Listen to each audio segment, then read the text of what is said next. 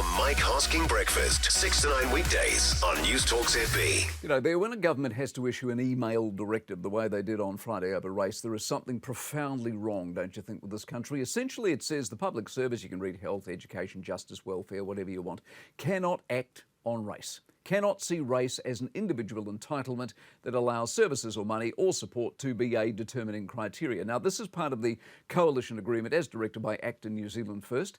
National Party supporters might want to ask why they didn't have it as part of their criteria as well.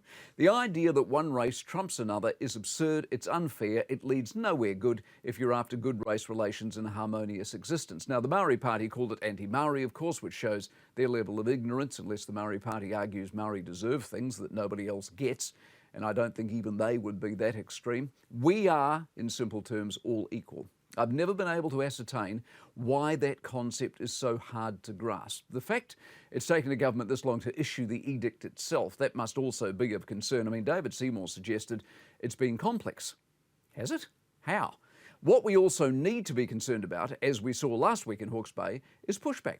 For a so-called colour-blind public service, we have nothing of the sort. You can't hand out healthcare based on race, and yet that's exactly what they were doing. You can't unilaterally invent Maori seats, for example, at council level, and yet councils are now threatening lawyers in a local body version of a tanti because the government's changed the law. Meantime, the Waitangi Tribunal continues to pump out findings like confetti.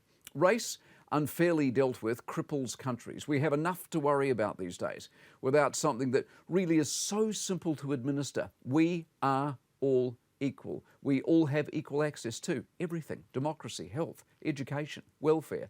Need, not race.